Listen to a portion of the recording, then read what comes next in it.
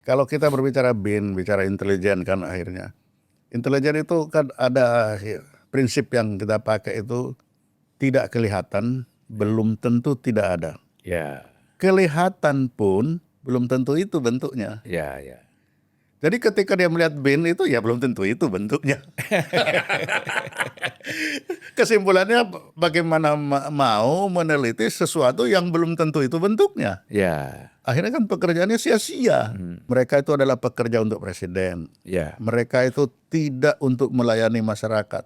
Tapi bukan berarti masyarakat jauh. Silahkan ngobrol dengan mereka karena pasti ada yang dia cari yang masyarakat tidak tahu. ya, ya. Tapi semuanya itu untuk masukan kepada presiden supaya pemerintahan itu berjalan dengan baik.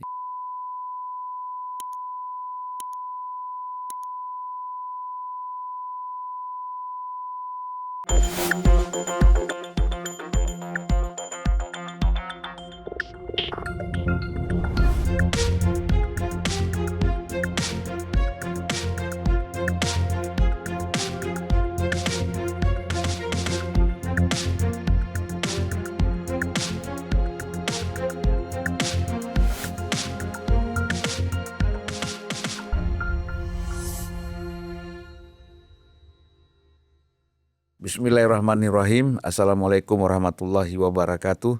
Salam sejahtera buat kita semua. Salam juga buat Pak Sulaiman Ponto Terima kasih, Pak. ya atas kehadirannya. Juga salam pada seluruh para penonton Unpacking Indonesia dimanapun berada. Pak Sulaiman, apa kabar? Kabar baik-baik, Pak. Kita kira-kira mungkin 4 bulan atau 5 bulan yang lalu ya. Kita ngobrol-ngobrol, tapi itu kan lewat Zoom. Iya. Ya, lewat Zoom kita ngobrol cerita. Kayaknya lebih enak ketemu begini, Pak, daripada Zoom. Kalau ada waktu enak, Pak. Enak, ya. Dan ngobrol santai ya. Santai kan. Ya memang kalau lewat Zoom itu banyak juga para penonton mengatakan kurang enak buat mereka itu. Interaktifnya kurang. Kurang. Ya. Jadi susah kalau Kadang-kadang putus ya. Iya. Nah, kita ini mau ngobrol-ngobrol walaupun materinya berat. Tapi kan kalau kita bawa santai kan jadi ringan ya, Pak. Tidak tegang. Ditaruh di ruang hampa juga hilang. Iya. Pak Sulaiman ini pernah menjadi kepala BAIS, Badan Intelijen Strategis. Iya, Pak. Ya. BAIS itu Badan Intelijen Strategis TNI. TNI. Ya. Dulu ABRI ya, Pak? Dulu ABRI. Dulu ABRI. Ya. Pernah dulu badan ini sebelum jadi BAIS itu PIS ya, Pak? PIS, Pusat Intelijen Strategis. Ya, betul. Itu saya ingat sekali kantornya di Saharjo. Itu jadi tempat pernikahan sekarang. Iya, sekarang menjadi Balai Sudirman. Balai Sudirman, ya. Setiap hari Pak Beni Murdani di situ kantornya ya. Ya, betul. Pak Beni masuk ganti Pak Samsir, Pak Samsir kepala BAIS juga ya? Ya, Pak. Kepala BAIS, Pak Samsir. Ya, baru Pak Beni pindah. Sekarang pindah kepala BAIS, kantor BAIS pindah ke Kalibata. Kalibata, ya. Saya dulu karena aktivis, kan kita banyak berurusan dengan BIN dan pasti BAIS. berurusan ya. Jadi harus tahu kantornya di mana. Iya, betul. Saya di PIS itu waktu zaman Pak Beni itu Pak, waktu masa Pak Beni sempat 2 kali dipanggil ke situ. Tapi Pak Beni kan kalau ketemu lihat kita senyum aja. Hanya di situ ada Pak Monang ya. Oh, Pak Monang, iya, Monang. Waktu itu wakilnya siapa Pak ya Pak? Saya lupa. Pak Monang asisten intelijennya ya. Diganti oleh Pak ini siapa? Kemudian kan masuk Pak Hendro sama Pak Agung Gumelar ya. Ya. Makanya daerah cara berpikir intelijen Bapak udah terbentuk dari mereka. Oh, saya banyak sekali Pak. Bolak-balik itu. Iya. Pak Hendro menjadi intel di Kodam Jaya, saya udah dipanggil. Terus Pak Ari Kumaat, intel. Ya kan? Jadi kabin akhirnya. Ya kan pusatnya kan dulu kalau Intel Jaya ini kan di Keramat 5. Keramat 5. Iya. Di situ pada masa saya Pak Casta ya, sama Pak Ari Kumaat itu. Ya bolak-balik dipanggil ke situ Pak, karena kita aktivis. Ada kecurigaan sedikit dipanggil, ada masalah sedikit dipanggil. Pasti. Kan. Ya kita datang aja kan. Orang nggak ada. Iya, jadi tempat untuk bercerita. Iya. Dan akhirnya betul Pak jadi teman. Sehingga ketika ada teman-teman politik, aktivis yang ketika itu dicurigai kan nanya ke saya. Ya pasti. Ya. Saya bilang begini Pak, nggak ada masalah itu. Apa yang mereka sampaikan itu ya hal-hal biasa sebenarnya. Cuman kan kita dulu ada koridornya Pak. Ya. Jangan nyerang Pancasila. Ya. Ya. Kedua soal pribadi Pak Harto. Ya. Kan itu kan Ya. nggak boleh. Ya itu nggak boleh sama apapun nggak boleh. Itu kan di luar itu ya. kita dibatasi. Nah kemudian pada selanjutnya itu ditambah lagi persoalan jangan terlalu banyak ngeritik modal asing. Nah, itu kan ada kepentingan luar negeri. Ya. Investor kan. Investor ya. Itu tegas gitu dulu Pak. Kalau udah masuk 3 ini pasti dipanggil. Itulah intelijen Pak. Dia dia tidak melarang tapi dia kasih koridor. Ya. Itulah intelijen. Ada koridornya ya. Iya ada koridor, udah kan sini aja. Ya sehingga Karena tujuannya kan bukan untuk melarang orang, tapi supaya apa yang diinginkan itu tercapai. ya, saya selalu sampaikan kepada kawan-kawan aktivis 3 ini jangan terlalu sentuh. Ini ada koridornya ini gitu loh. Ya. Jadi di luar itu kamu mengkritik silakan politik, demokrasi, DPR, apa segala macam silakan gitu loh. Nah, Itulah fungsi intelijen Pak. Meletakkan pada koridor. Kalau nggak ada itu kan susah. ya. Jadi Pak, baru kira-kira 3 hari yang lalu atau 4 hari yang lalu itu Kompas, Litbang Kompas melakukan survei. Salah satu yang banyak disorot itulah soal politik dan keamanan pada masa 100 hari pemerintahan Pak Prabowo, Ya. Gibran. Ya. Nah, tentu di situ salah satu itemnya, salah satu yang disorot juga persoalan intelijen. Menurut Kompas salah satu yang disampaikan soal intelijen ini dia tidak sebut juga kelemahan ya, tetapi dia sebut bahwa kepala BIN ini kurang dikenal, gitu. Nah tentu dianggap kurang dikenal sehingga apresiasi mungkin ya itu juga mengalami kekurangan karena BIN kan masuk dalam politik keamanan Pak ya, Menko itu ya. Nah, Bapak bagaimana menilai ini? Apa bisa kita melakukan survei, melakukan penelitian terhadap BIN ini? Kalau kita berbicara BIN, bicara intelijen kan akhirnya. Intelijen itu kan ada prinsip yang kita pakai itu tidak kelihatan, belum tentu tidak ada. Ya. Kelihatan pun belum tentu itu bentuknya. Ya, ya. Jadi ketika dia melihat BIN itu ya belum tentu itu bentuknya. Kesimpulannya bagaimana mau meneliti sesuatu yang belum tentu itu bentuknya. Ya. Akhirnya kan pekerjaannya sia-sia. Itu satu. Terus kedua, intelijen itu hanya bertuan kepada tuannya. Ini sama ini. Jadi yang tahu pekerjaannya intelijen kalau BIN ya hanya presiden saja. Ya. Tidak ada satu orang pun bisa tahu. Jadi kalau tidak terkenal biar aja, aku nggak perlu terkenal kok. Iya, iya, iya. Sebelumnya boleh saja terkenal. Tapi iya sebelumnya boleh terkenal. Maksud itu terkenal syukur nggak apa-apa. iya, karena itu bukan itu tujuannya ya. Dan bukan itu tujuannya. Dan kalau terkenal pun terus ngapain? Iya. Kan belum tentu itu bentuknya. Iya, iya. Kan itu prinsipnya. Jadi memang banyak di kalangan rakyat kita ini menganggap BIN itu sama dengan Kementerian Sosial, kementerian yang melayani masyarakat. Iya, BIN ini melayani presiden, bukan melayani masyarakat. iya, iya. Sehingga tidak perlu masyarakat tahu apa yang dia lakukan yang sebenarnya. Karena dia hanya untuk presiden. Nah itu yang harus dipahami. Filosofi ini ya. Itu filosofi dasar. Dia melayani presiden. Dan melayani presiden untuk apa? Untuk semua yang ingin presiden tahu. Iya, iya. Kan itu. Semua Baik ditanya atau tidak ditanya. ditanya atau tidak ditanya, dia harus Iya, iya. memasukkan. Jangan kan waktu saya di BAIS, yang menggunakan kan juga presiden bisa memanfaatkan. Saya 8 pagi, 8 malam Mbak, kita buat laporan tentang harga sembako di seluruh pasar induk di Surabaya, di Indonesia. Iya, iya.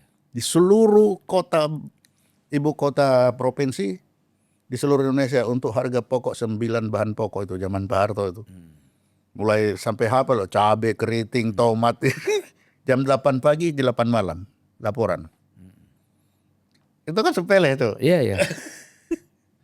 Ya tapi kan itu sebenarnya presiden bisa menganggap apa yang disimpulkan atau diinformasikan oleh BIN inilah sebenarnya yang utama. Ini Ya yang kan? begini ini itu kan nyata di lapangan diambil. Dia enggak akan ngarang. Ya, Harga ini di hari ini di sini tuh lapangan. Ya, kelihatan dari harga 9 bahan pokok dia sudah bisa menghitung yang lain kan ada korelasinya sudah pasti. Tapi yang paling mudah dilihat di lapangan ya 9 bahan pokok ini. Nah, apakah masyarakat nanti akan bergerak? Apakah ini kan dari situ? Iya. Begitu naik, ini nanti gerak ini orang-orang ini. Jadi itu dia jaga betul iya, iya.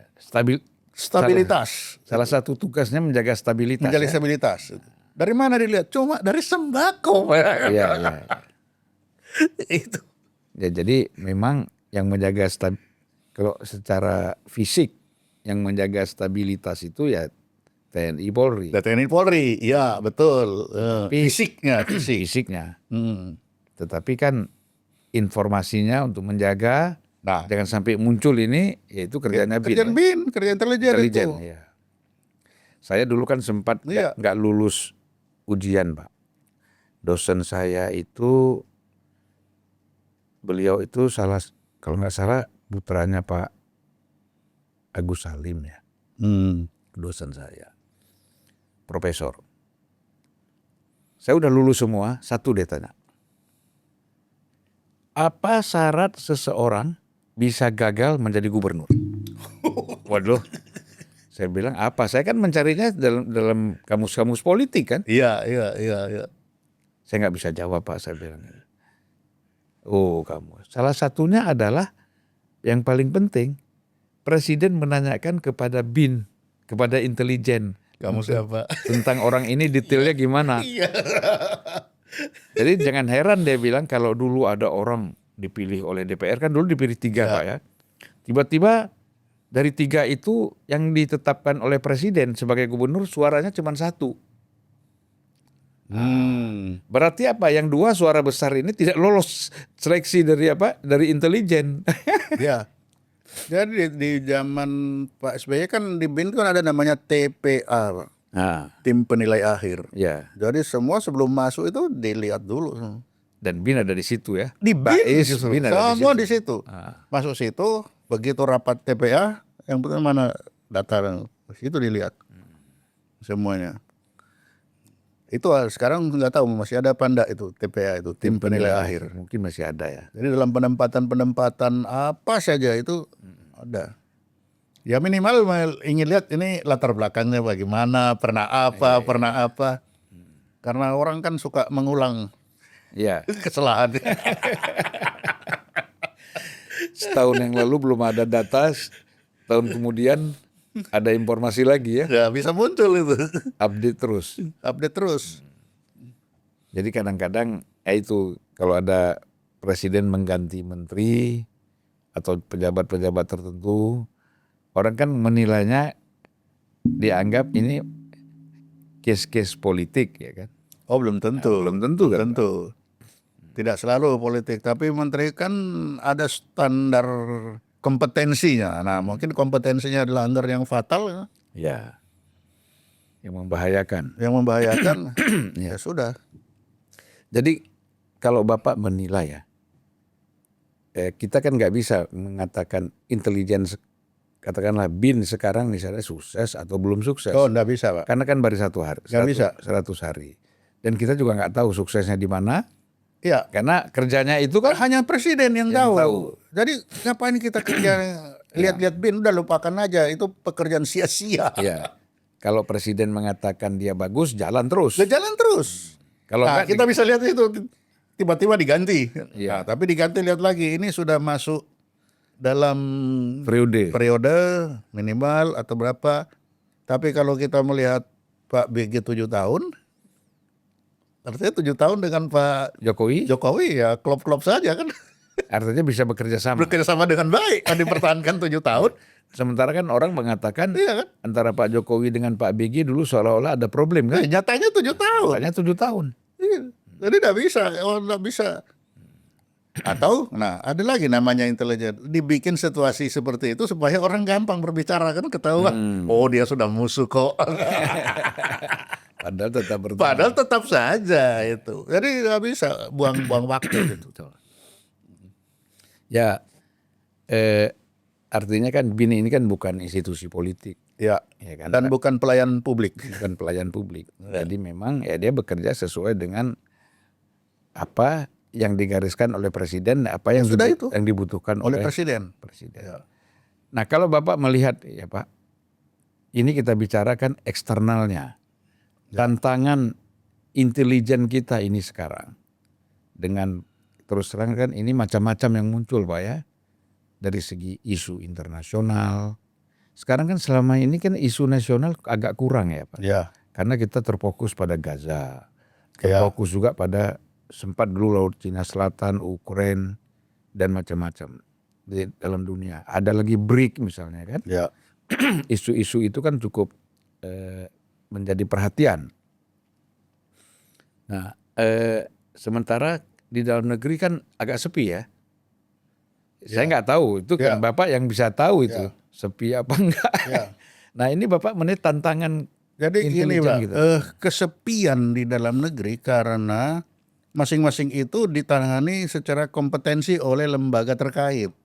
Itu hal-hal itu kan tidak tidak mengakibatkan terjadinya pertemuan dari semuanya kan, misalkan Laut Cina Selatan ya hanya orang-orang tertentu yang tertarik dengan itu. Iya.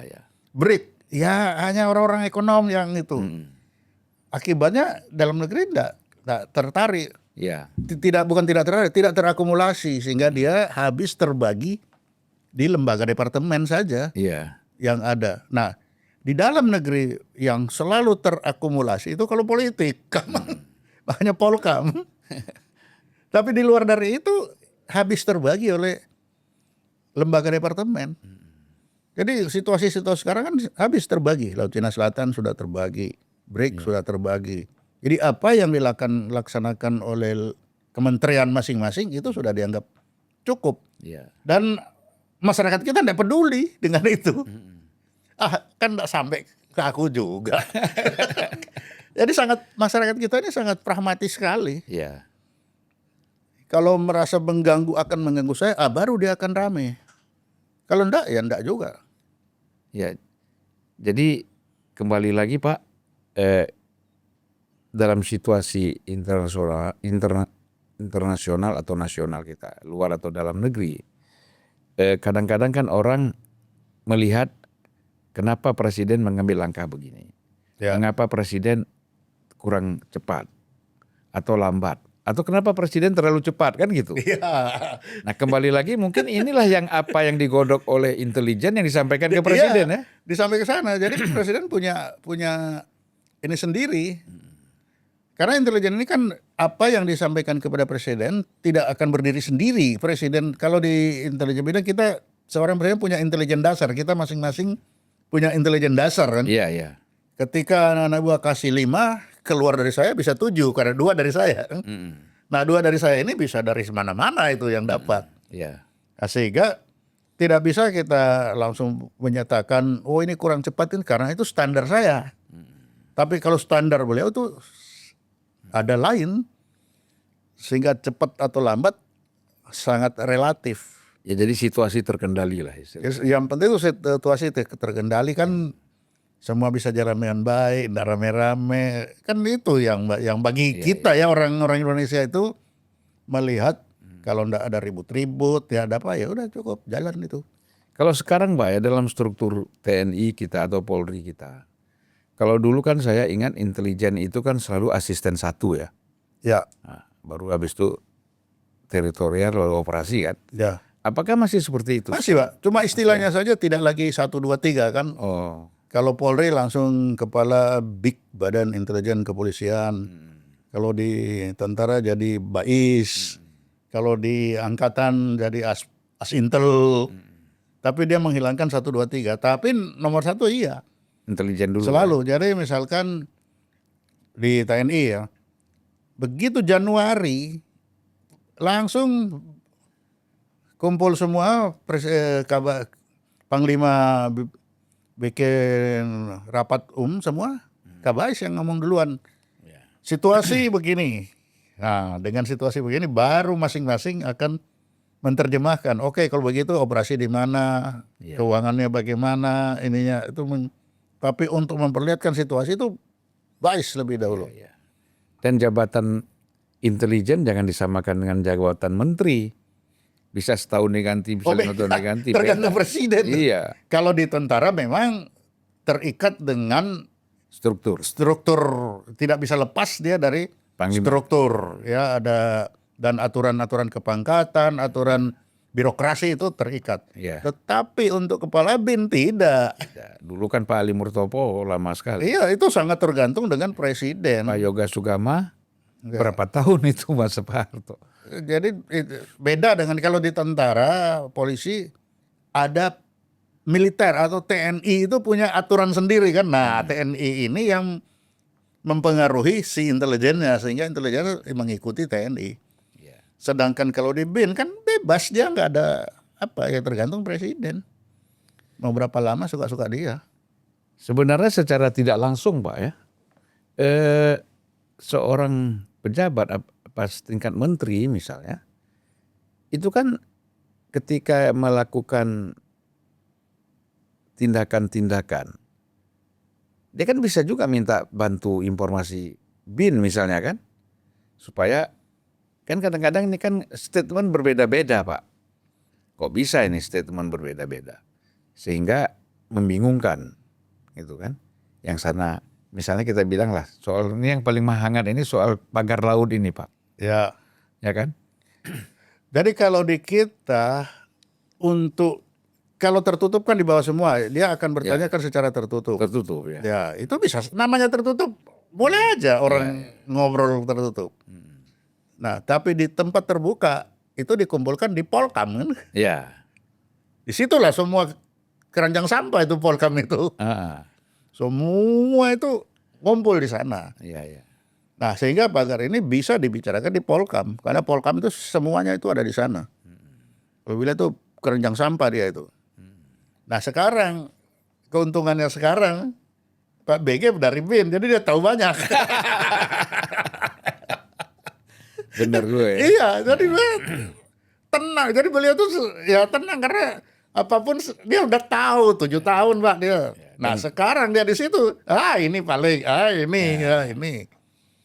Dan beliau juga senior ya. Udah senior, beliau di situ. Dia pernah 7 tahun di BIN, tiba-tiba di sana. Ya. Secara manusia dan BIN mau tidak masuk kan tetap akan secara tidak langsung tetap di bawah kendali beliau. Orang kita kan tetap non formal itu kan lebih kuat. Iya.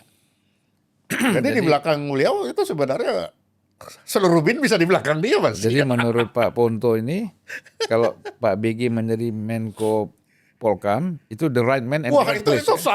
sangat pas itu. Ya? Karena beliau dari penguasa, sehingga apapun begitu dia duduk di Polkam bukan berarti kabinnya hilang Pak. Iya. Justru fungsinya lebih. Nah itu dia. RR cuma bilang itu pengganti saya, tapi kabin saya. Iyalah, apalagi dari 7 tahun loh. Orang Indonesia itu hubungan emosional itu kan lebih kuat. Kuat ya. Jadi 7 tahun itu betul-betul tertancap sehingga beliau di situ tuh udah tenang-tenang. Sudah lembaga DPR enggak bisa bohong sama dia. Aku udah tahu. Jadi kalau menurut Bapak kan gini, kita tahu bahwa dianggap dulu Pak BG ini tidak mensupport Pak Prabowo. Itu kan yang nampak, yang kelihatan, yang istilahnya yang manifest. ya. Nah, yang latennya kan nggak kelihatan. Tapi kan orang kaget juga tiba-tiba loh yang menjadi Menko Polkam kok Pak BG kan gitu. Itu dia. Ini menurut Bapak penilaiannya seperti Ya itu apa? berhasilnya BG. Bagaimana beliau menciptakan situasi orang menganggap begitu sehingga mereka merasa aman bicara dengan dia. Orang lawan-lawan politik kan aman bicara dengan beliau kan. Ya. Akhirnya kan dia dapat semua. Orang senang gak senang dia dapat. Ya. Nah, dan bermodalkan ini ketika berbicara kepada presiden, tinggal presiden mau apa ini? Mau diamankan, mau aman. Yang mana? Tinggal pilih aja. Tinggal pilih kan. Ya. Ini dia dapat semua. Ini yang senang, ini yang tidak senang. Heeh. Ini bilang begini, Bapak maunya apa? Ya. Ini aman atau diamankan? Dapat semua kan. Ya. Jadi dia begitu, itu salah satu triknya intelijen untuk memperlihatkan supaya dia tidak kehilangan buruan yang harus diburu, biar buruan itu datang. Iya. Tidak perlu berburu deh. Tapi kalau dia terlihat wah melekat dekat bahkan 2 sejoli, wah yang ini kabur. Kabur ya. Nah lebih baik dia ini ke sana, padahal ini kan tidak putus itu benangnya. Jadi betul-betul Berhasil. intelijen ini seni, Pak. Wah betul, seni. Seni, Itu ya. dia tuh seni memang. Disitulah ada Seni. seni politik, seni ekonomi, seni macam-macam. Semua itu seni di Ya, situ memang. Jadi nggak boleh kaku ya soal. Nggak bisa, seni nggak bisa. Intelijen itu seni. Maka kan saya di profil saya itu kan pakai saksofon, Pak. Di saksofon ini kan ada kalanya ditiup di depan lagu, Ya. ada kalanya di tengah, ada kalanya di akhir. Tapi dia harus dengar pengiringnya ini. Iya, iya. Nggak bisa dia jalan sendiri ya. Jadi jangan tiba-tiba tiup sendiri. Ini ada hantu dari mana? Harus ada pengiringnya dulu. Iya. Oh, ada suara ini baru ini Pak. Nah, ini. Jadi itu seni itu tadi. Iya. Seni mendengar, setelah mendengar dia harus sama dengan frekuensi yang dia dengar untuk disampaikan. Iya. Kepada lagu ini, Pak. Karena kalau tiba-tiba lah bunyi begini kok sampaikan ini, kan kacau. Itulah seninya dia di situ. Jadi tadi kita belum ini Pak, belum agak membahas soal tadi tantangan-tantangan intelijen kita di dalam negeri ya. Luar negeri kan udah jelas Pak. Apa saja misalnya potensinya, misalnya dulu kan bahkan sampai sekarang kan masih ditiupkan isu persoalan ada kelompok ekstrim kanan, ekstrim kiri, kan gitu. Jadi kalau itu kalau itu ada begini, untuk intelijen itu semua minus kan dia lihat, semua plus minus dia lihat. Tapi kan itu di bawah permukaan. Ya. Jadi di bawah permukaan itu tetap aja ada yang dilihat, ada aja. Nah tapi kan dia tidak harus menunggu orang-orang ini sampai muncul. Iya, iya, iya. Ya begitu dia melihat sudah hampir di batas dia datang. Ya seperti Bapak itu diajak ngomong gini, ya udah nggak jadi lagi. Iya, iya. Jadi dalam ketenangan itu sebenarnya itulah salah satu hasil kerja intelijen yang Iya. bekerja secara senyap. Betul. Ya itu tadi. Ya seperti Bapak alami bagaimana begitu sudah muncul kan dia panggil. Kan ngomong itu ini aja baru dikasih pengertian. Iya, iya, iya. Ini kan itu dia memberikan pengertian. Kalau ini nanti jadinya begini, kita juga yang susah. Iya, iya, iya. Nah sudah ini nggak jadi dia. Dia tenang. Jadi seorang intelijen itu memang cara berpikirnya paripurna ya. Komplit ya. Komplit memang. Dia harus tahu kita mau kemana nih. Iya, iya. Itu. Dia mau kemana sehingga orang-orang itu ya Bapak sudah merasakan bagaimana. Iya. Karena mereka tahu ini kesini Pak kita mau kesini. Kalau ini jangan. Kalau yang lain udah biarin aja. Karena tidak mungkin kita akan menutup semua, tidak mungkin. Iya. Tapi kanalisasi. Ya kanal ini supaya untuk membuat jangan sampai dia ke sana. Kurangi itu yang ke sana. Kan itu sebenarnya kerja-kerja. Iya. Tapi kan dia bekerja di bawah. Jadi ketenangan sekarang itu ya salah satu hasil kerja mereka itu yang diam-diam, enggak ada. Kelihatannya kan santai, aku ngopi-ngopi sama dia lah besok. Nah. Padahal kan baru kedengaran ada orang bilang dia sudah, oh ya besok aku pergi ngopi sama dia. Apa? Coba kita ngobrol dulu. Iya kan? Cerita-cerita. Kerjaannya kan begitu. Iya. Sebelum rame, kalau sudah rame kita datang itu sudah ada penolakan Pak, pasti. Iya. Kenapa ini orang? Tapi baru selentingan, wah ada besok aku ajak ngobrol. Friend, gimana? Mari kita ngopi-ngopi dulu. Udah lama nggak kita, baru di situ. Nah itu yang membuat situasi Iya. jadi tenang. Itu kan lagi-lagi seni. Iya. Itu seni. Seni orang-orang itu mendengar dentingan-dentingan sehingga sekarang kan diem. Tapi bukan berarti tidak ada itu. Iya, iya. Cuma bagaimana si intelijen bekerja supaya ini tidak muncul mengganggu orang-orang yang bekerja yang di atas ini. Kan itu. Jadi saran Bapak nih untuk dunia intelijen kita ini kira-kira apa? Ya laksanakan prinsip-prinsip intelijen itu dengan baik. Sudah itu aja. Gitu ya. Itu.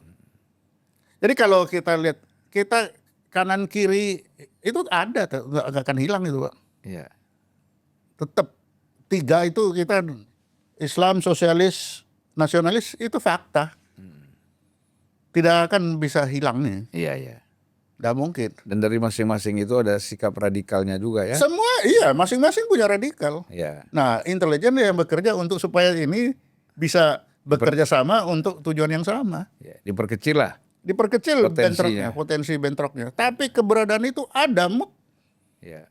kita tidak bisa bilang nggak ada. Nah, itu keliru. Iya, iya. Sebagai seorang intelijen melihat fakta ini ada. Iya. Ini faktanya ada. Ini fakta. Nah, yang celakanya ini fakta ini selalu muncul nanti di Oktober, Pak. Kenapa? Karena tentara, aku punya jenderal mati dibunuh sama dia. Peringatkan. Itu kan karena kultur tentara kan memperingati. Iya. Jadi setiap dia peringati, ya muncul lagi nih. 1 Oktober. Serius, 1 Oktober. Itu kan muncul itu. Iya, iya. Nah, sehingga seakan-akan tidak pernah selesai. Ya karena itu sejarah itu tadi. Iya.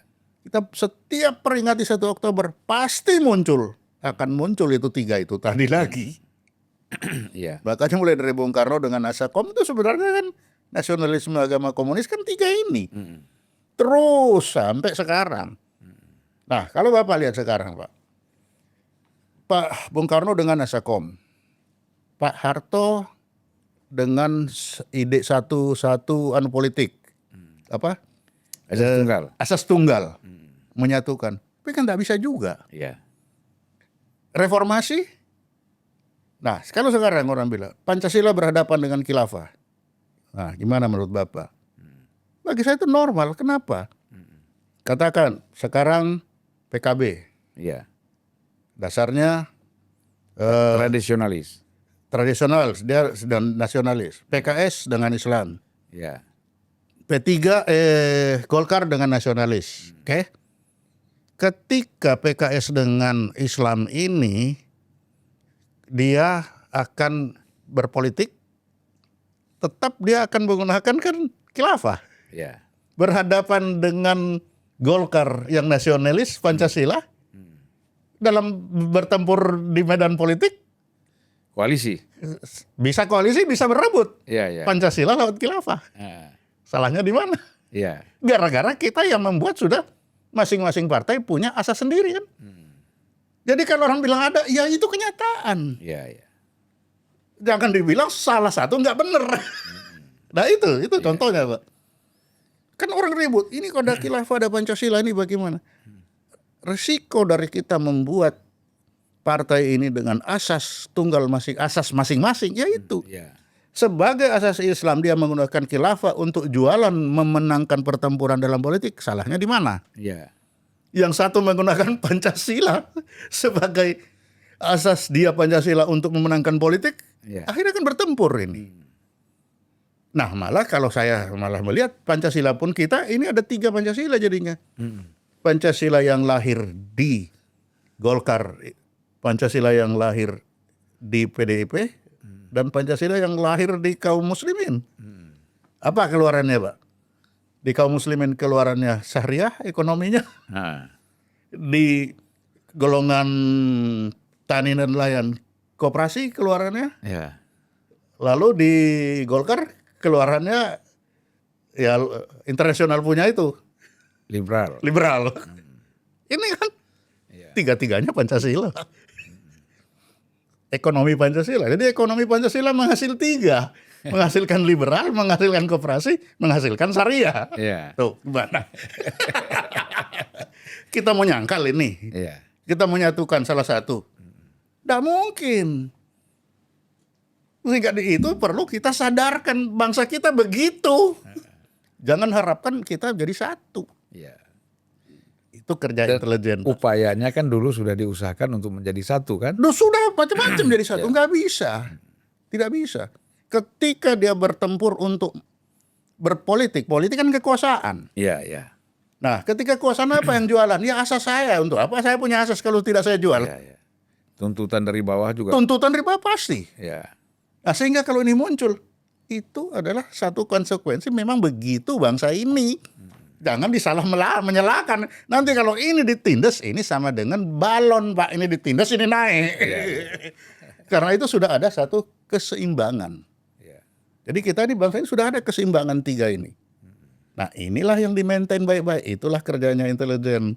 Menyadarkan bahwa inilah fakta bangsa kita yang ada tiga ini. Mari kita jaga. Nah karena kalau dari tiga partai ini nggak mungkin saya yang paling baik. Jual jamu nggak ada yang... Itulah kerjanya intelijen. Jadi masing-masing merasa bahwa dengan keyakinan dan ideologinya bangsa ini akan menjadi baik dan sukses kan gitu. Iya. Pertarungannya di situ ya. Di situ. Dia pertarungan di situ. Dia harus bisa menerima, oh iya ada yang lain. Nah tinggal bagaimana kita ini bisa menyampaikan kepada masyarakat, kalau begini ini yang baik. Tapi masing-masing menyampaikan dari sudutnya masing-masing, tidak ada salahnya. Ya kalau kembali lagi tadi Pak, bahwa intelijen ini kan salah satu fungsinya yang paling penting kan menjaga stabilitas. Nah itu tadi, penyampaikan tadi itu ya. Ya kan? Betul. Menjaga stabilitas. Ya. Nah ada teorinya nggak Pak untuk menjaga stabilitas itu dalam intelijen? Seni lagi Pak. Seni. Gitu ya. Lah Pak, untuk menyimpulkan ada 3 Pancasila kan tidak waktu pendek Pak. Ya.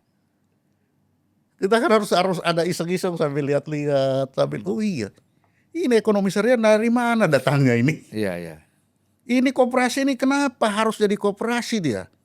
Kenapa ini liberal? Misalkan orang-orang yang di bank, kerja di bank, ya hasilnya kan tetap tiap bulan. Ya sudah dia simpanlah di bank. Tapi coba kita pergi ke tani nelayan. Nggak jelas hari ini dapat A, besok enggak. Mau enggak mau dia berkoperasi. Iya, iya. Begitu juga dengan Syariat. pesantren di syariat. Dia diajar begitu. Ya harusnya begini. Jadi masing-masing tumbuh karena memang ya tanah itu menghasilkan pohon itu. Tembakau Delhi karena tumbuh di Delhi, bawa ke Madura yang lain. Nah, inilah yang harus kita sampaikan kepada masyarakat kita. Iya. Ini akan terus begini sehingga disitulah keseimbangan masing-masing. Jangan menyalahkan, tapi kamu bilang aja ini kalau ini bagaimana, biarkan masyarakat memilih. Iya. Itu. Tapi kita tidak boleh saling menyalahkan. Ya masing-masing berjuanglah mencari Pendukungnya. Iya kan? Iya betul. Nah itu seni lagi Pak. Kalau nanti ternyata khilafah yang menang, Ya, karena kamu kurang. karena kamu bagaimana mau menyampaikannya Iya. atau implementasinya ya nggak benar. Itu adalah kenyataan di kita Iya, iya. yang ada ya. Nah yang kita harus ya bukan yang memang kita harus yakin itu sudah ada kok. Iya. Kita harus melihat itu fakta. Nah kita orang-orang intelijen harus menyatakan fakta seperti itu. Realitas. Jangan sampai orang intelijen itu merubah fakta, itu konyol. Bisa berbalik nanti. Nah itu bisa kacau, dia menjadi pengacau. Ya makanya Bung Karno kan dulu Pak mengatakan tuan-tuan dari partai Islam, ya tokoh-tokoh Islam, silakan kalau ingin merubah negara ini menjadi negara Islam, tapi berjuanglah. Pak, kalau kita lihat Piagam Jakarta, bayangkan Pak, pagi disahkan, sore dibatalin gimana? Bisa enggak terjadi zaman sekarang? Ya nggak mungkin. Nah itu, jadi bagaimana orang Islam zaman itu sudah, oh ya ini aja. Ya. Saya itu kalau baca itu gimana ya, dari pagi sudah oke, begitu malamnya dirubah jadi begini. Nah tapi itulah kita punya sin itu masih begitu. Ya. Kan itu. Jadi silakan masing-masing menyampaikan ya masyarakat mau pilih yang mana. Itu seninya kan tidak akan abadi dia. Nanti akan terus saja tiga ini akan berputar terus. Cuma masalahnya di tiga kita ini tidak jelas tiga ini kelihatan tiga ada kelihatan tapi satu. Kayaknya kalau kita lihat sekarang Pak ya, persoalan-persoalan aliran ini itu hanya berkembang di bawah ya. Kalau di atas misalnya bagaimana? Kan tidak mungkin orang mengatakan PKS dengan PKB itu bisa bersatu. Iya, kalau lihat asas sudah mungkin bersatu. Iya. Nasdem lagi yang nasionalis bisa bersatu bertiga. Ini kan sesuatu hal yang sebenarnya pada tingkat elit persoalan-persoalan itu sudah selesai. Nah, Tapi di bawah kan ya, grassroots pasti Pak, karena mereka itu adalah orang-orang yang di bawah. Tani nelayan tidak mungkin kita samakan dengan orang-orang bank. Jadi di mana mereka sedang menginjak bumi, ya di situ dia akan seperti itu. Tapi kan dia akan tumbuh. Nah begitu di atas, nah di atas inilah yang jadi jembatan itu. Ya. Menjembat. Tapi di bawah ada seperti itu. Nah sehingga jangan terlalu cepat kita menyalahkan mereka. Ya. Itu. Tapi kita sadarkan dia ada, iya. Dia itu ada. Tidak bisa ditiadakan. Nah, nanti dalam pertumbuhan ke atas, nah itu di atas dia akan nyatu. Ya, pohon dari bawah begini, Pak. Iya. Tinggi kan akan gini juga. Ya. Dari bawah memang kokoh. Tapi di atas akan begini. Iya. Pucuk daun itu bisa ketemu. Pasti saling ketemu dia. Itu akan ketemu. Nah, itu butuh apa? Butuh kesadaran. Dan kesadaran itu tidak mungkin tumbuh tanpa diingatkan. Nah, itulah pekerjaan intelijen. Iya. Itu satu. Dan di kita itu ada yang satu lagi yang kita abai. Dalam pertahanan negara itu ada diharuskan membuat undang-undang tentang pendidikan kewarganegaraan. Itu tidak dibuat Iya. undang-undangnya. Karena padahal undang-undang itu yang mengatur pentaatan bagaimana sih menjadi orang-orang Indonesia yang baik jadi warga negara. Iya.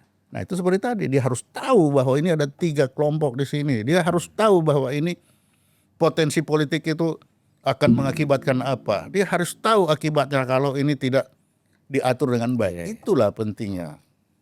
Jangan dimatikan. Jangan dimatikan, tidak bisa kita mematikan. Itu saya bilang nanti Oktober kita peringati. Iya. Memang betul seperti Bapak bilang ya.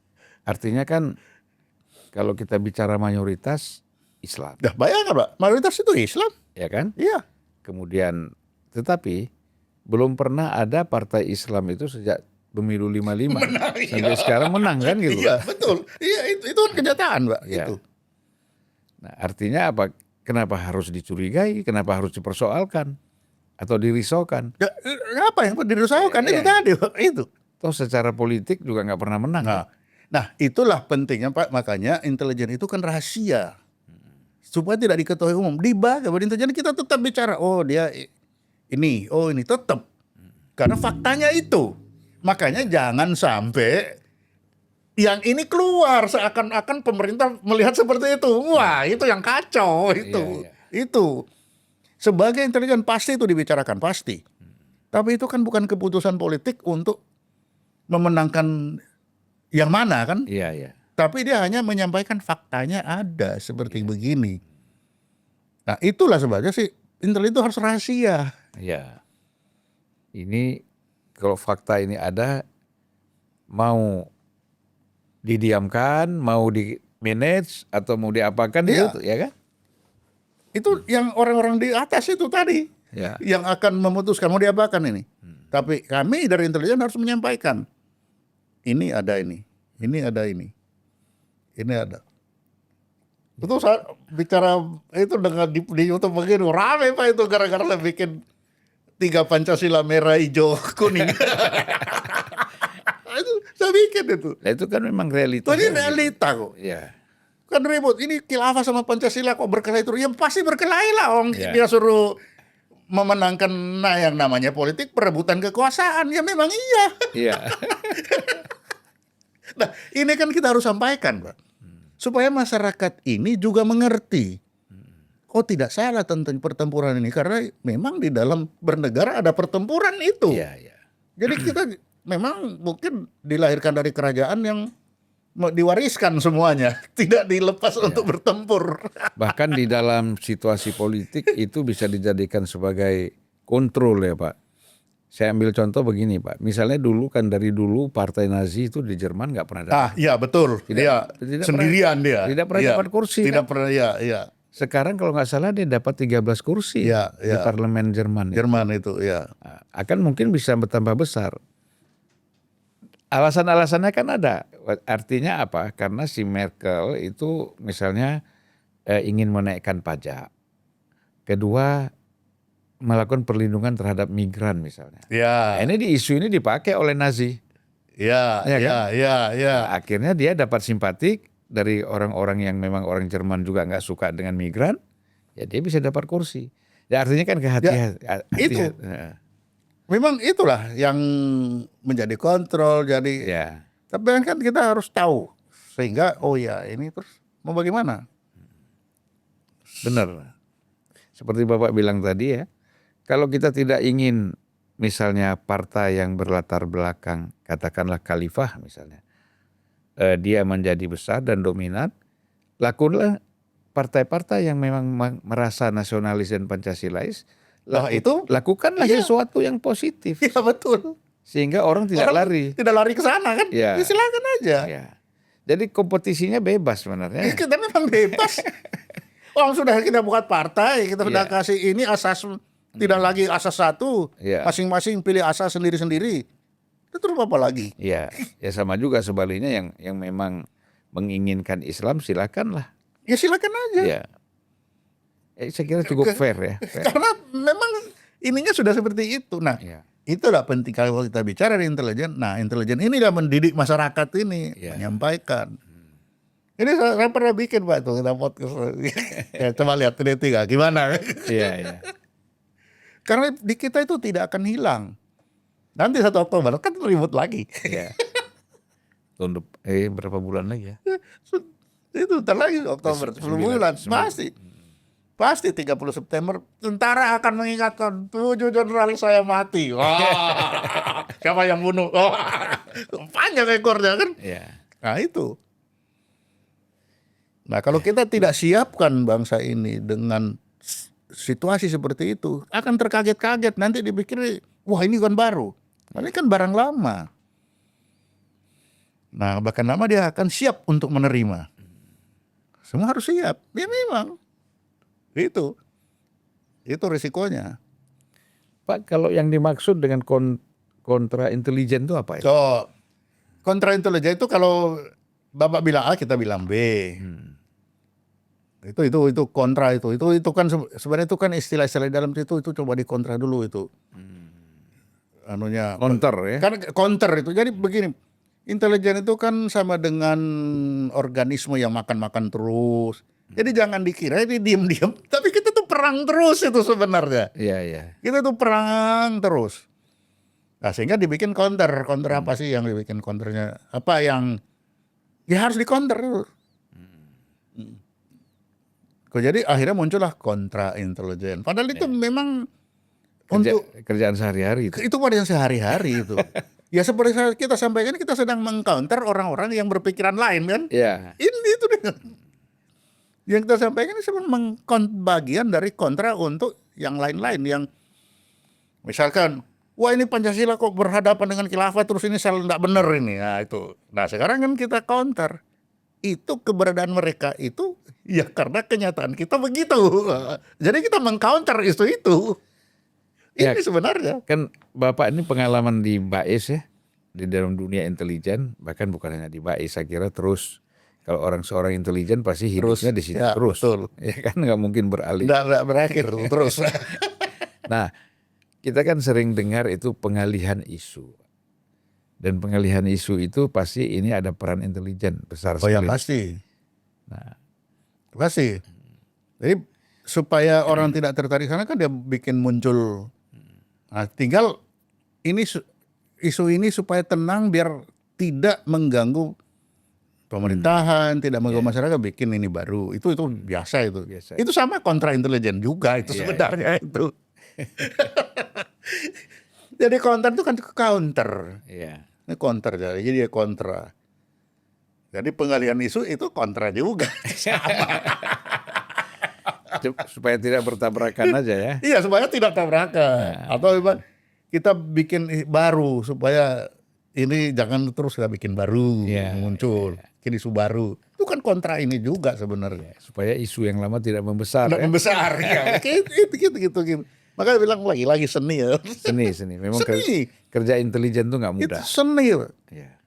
Tapi kalau kita bisa senang lihat itu. Tapi kan kesenangan itu hanya diri sendiri. Iya. Kita tidak bilang oh itu kok hasil saya Pak. Nggak akan dia bilang begitu. Tapi cuma kita yang ketawa sendiri. Oh iya, iya. Sambil menghibur diri. Tapi kita tidak bisa bilang itu hasil pekerjaan saya. Nggak bisa. Itu komandan punya hak itu. Baik Pak, Itu, Pak. Pak Soleman, kita udah 50 menit lebih nih. Nggak terasa. Nggak terasa ngobrol-ngobrol. Nah saya mungkin sebelum kita mengakhiri, meminta semacam closing statement dari Pak Soleman. Ya, apa kira-kira yang mau disampaikan? Oke, jadi bagi masyarakat kita kalau melihat BIN, melihat intelijen, mereka itu adalah pekerja untuk presiden. Ya, Mereka itu tidak untuk melayani masyarakat. Tapi bukan berarti masyarakat jauh. Silahkan ngobrol dengan mereka karena pasti ada yang dia cari yang masyarakat tidak tahu. ya, ya. Tapi semuanya itu untuk masukan kepada presiden supaya pemerintahan itu berjalan dengan baik. Ya, Jadi intelijen itu tidak dimusuhi, tapi jadikanlah kawan ya, karena dia tujuannya adalah perintah presiden untuk pasti perintah presiden itu untuk menenangkan masa supaya pemerintahan berjalan dengan baik sehingga apa yang dilakukan itu sudah pasti untuk biar semuanya everybody happy. makanya Pak Prabowo tuh kan waktu habis dilantik kan statementnya, intelijen jangan menakut-nakuti. Jangan menakuti masa, ya itu dia. Betul, karena memang ada kalanya ya namanya manusia lagi jenuh. Ya, ya, ya. Itu memang, itu namanya manusia ada keterbatasan. Ya, Ada satu saat ada kalanya tidak sabar deh. Ya betul, kalau itu ya itu manusia, Pak. Ya. Manusia. apalagi kalau udah di lapangan ya. Apalagi sudah di lapangan, udah dari pagi memang tidak tidur, Ya. harus segera laporan, harus ini, wah. Waktu saya masih ketua umum HMI Pak di Jakarta, itu kan ada dulu banyak tukang beca, banyak yang jual rokok. Ya kan? Di situ. Itu saya bilang tuh kayak, hati-hati lu ngomong politik di situ. Itu tukang rokok Ya, itu. dia sendiri. Lah, itu seninya di situ, Pak. Iya. Kita dengar orang ngobrol itu dengan bebas itu kan dengan kostum seperti itu kita mendapatkan betul-betul yang murni ini ya. Saya ingat itu pada tahun 82, kalau nggak salah ya belum Pak, 81. Bapak tahu mungkin namanya Bursa Jarnubi ya. Oh iya, Pak, Besar Janur. Sekarang menjadi bupati itu di salah satu kabupaten di sana. Dia itu sudah saya kira 2 tahun dicari-cari oleh Keramat 5 Pak. Satgas Intel. Itu nggak ketemu-ketemu. Pada satu hari dia datang ke kantor HMI. Baru dia 5 menit di situ langsung Satgas datang satu kijang. Dipimpin oleh mayor itu. Saudara Bursa katanya. Kaget dia kan. Wah ini saya pikir ini tukang rokok yang informasikan.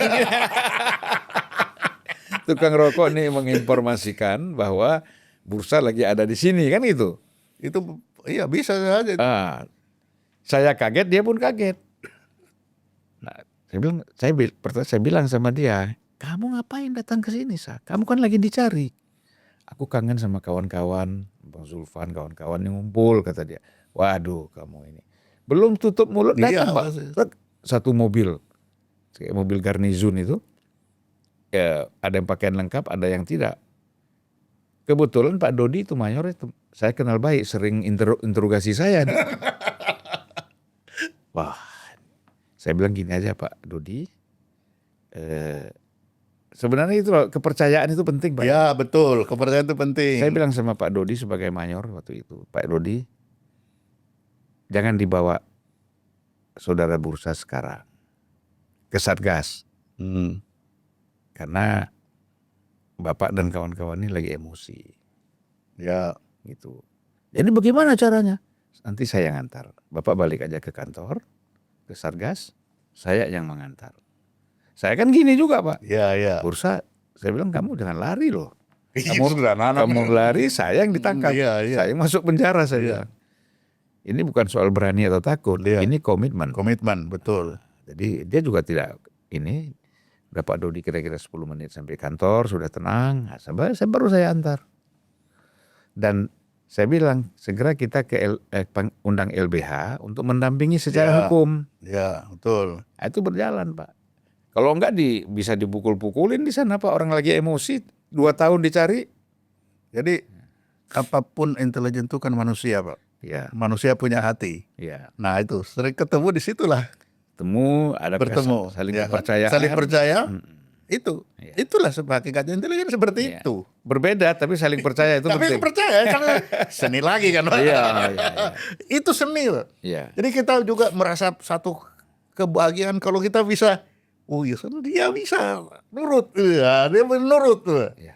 Itu ada satu kebahagiaan juga itu begitu. Satu pengalaman lagi saya ketika Pak Hendro menjadi Asintel di Kodam, saya dipanggil. Bicara soal saya dianggap anti Pancasila. Saya bilang kita harus tahu di mana posisi Pancasila, di mana posisi Islam. Ya itu tadi Pak, ya itu. Jadi kalau Betul. Pancasila dibilang sama dengan Islam tuh nggak mungkin. Ya, enggak mungkin, beda. enggak mungkin. Kalau dibilang berbeda dalam konteks apa? Ya, Dalam konteks kenegaraan itu sama, tetapi dalam konteks keyakinan, itu beda, udah beda. Nggak mungkin. Pancasila kan tidak bicara keyakinan, Nggak bisa ya. tidak bicara keyakinan Ya. orang. Jadi sehingga saya buat skema-skemanya Pak Hendro setuju, sambil tendang pantat saya, udahlah, bagus kamu pulang aja kata. Jadi nggak jadi ditahan. Pak. Tapi kan itu kan penting Pak. Ya, Karena tidak semua orang itu mengerti itu. ya, Itu tidak semua. Jadi kita perlu kasih pengertian ini. Nah, karena di atas ini kalau salah ke bawah salahnya lebih parah lagi nanti. karena informasinya kan dia berdasarkan fakta di bawah. Iya. Tapi pemikirannya kan dia Kan nggak- beda nanti. Nah, kalau itu kita bisa sampaikan dengan bagus. Apalagi zaman sekarang YouTube segitu itu. Makanya saya kalau begini senang Pak, sekalian mendidik bangsa ini. Iya. Sering-sering kita ngobrol ya Pak. Iya. Nah, Karena kan daripada dia dengar dari yang lain. Lebih baik kita begini kan menyampaikan. Kelihatannya cuma sepele. Iya. Nah, itu Bapak pengen ya saya ke sana. Pokoknya saya akan ke sana karena merasa ini kesempatan kita membuka Iya, iya. seperti ini. Betul. Di era informasi yang seperti ini, Pak. Gitu. Baik Pak Sulaiman, Ya. Ponto. Mudah-mudahan ini semuanya apa yang kita bicarakan bermanfaat ya. Untuk masyarakat, untuk negara, bahkan mungkin juga untuk presiden. Ya. Ya. Karena ngobrol-ngobrol seperti ini biasa kan bisa diambil intisarinya. Ya. Terima kasih atas Terima kasih, kedatangannya Pak. Sampai jumpa lagi. Semoga selalu sehat dan sukses. Ya Pak. Sampai jumpa lagi Pak. Terima kasih.